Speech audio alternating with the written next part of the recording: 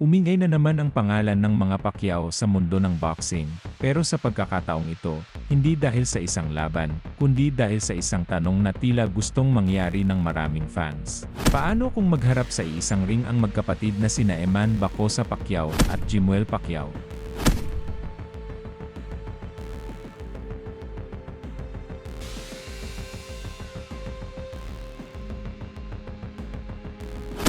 Matapos ang sunod-sunod nilang panalo via knockout sa kani-kanilang laban, lalo pang uminit ang usapan online, na para bang inaabangan ng publiko ang isang Pacquiao versus Pacquiao showdown.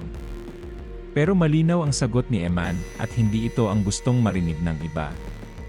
Sa isang panayam, diretsahan niyang sinabi na hindi niya kayang kalabanin ang sariling kapatid. Para sa kanya, walang tunay na panalo sa ganitong laban. Dahil kahit sino ang manalo o matalo, kapatid pa rin ang kaharap mo.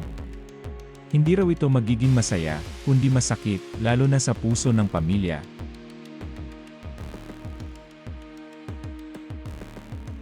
Hindi lang sarili niya ang iniisip ni Eman, kundi pati ang kanilang ama na si Manny Pacman Pacquiao. Ayon sa kanya, alam niyang hindi gugustuhin ng kanilang ama na makita silang naglalabanan.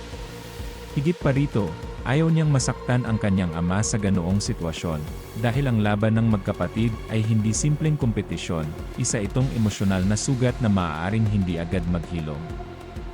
Idinagdag pa niya ang isang simpleng mensahe na lalong nagpatibay ng kanyang paninindigan, "I really love you, kuya."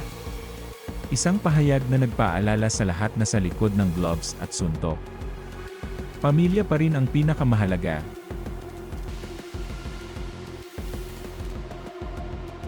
Sa kabila ng pressure at hype mula sa publiko, nananatiling malinaw ang direksyon ni Eman. Pareho silang nasa boxing, pareho silang may pangalan na kailangang panindigan, pero hindi ibig sabihin nito na kailangan nilang patunayan ang sarili sa pamamagitan ng pagharap sa isa't isa. Sa katunayan, suportado pa nga niya ang career ni Jimuel, lalo na ngayong aktibo itong lumalaban sa Amerika. Ipinapakita nito na ang kompetisyon ay hindi kailangang mauwi sa banggaan, pwede itong maging inspirasyon para mas pagbutihin ang sarili.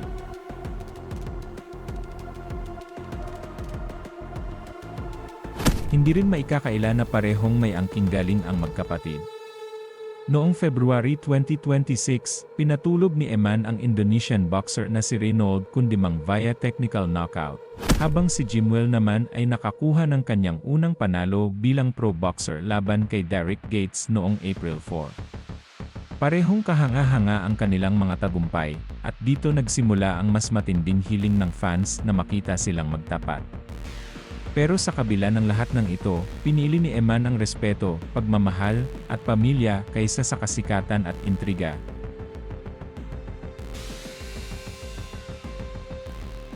Sa likod ng kanyang kwento ay isang mas malalim na pinagmulan, anak siya ni Manny sa isang babaeng nagngangalang Joanna Rose Bacaso.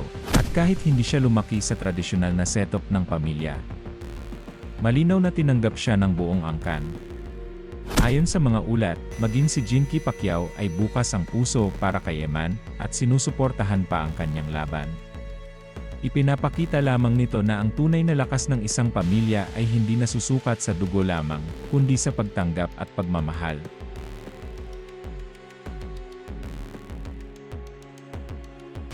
Sa huli, maaaring hindi matupad ang inaasam na laban ng fans, pero may mas mahalagang mensahe na iniwan si Eman, na hindi lahat ng laban ay kailangang harapin, lalo na kung ang kapalit ay ang pagkasira ng ugnayan ng pamilya. Sa mundo ng boxing kung saan ang lakas at tapang ang puhunan, pinili ni Eman na ipakita na minsan, ang tunay na tapang ay ang marunong umiwas sa laban.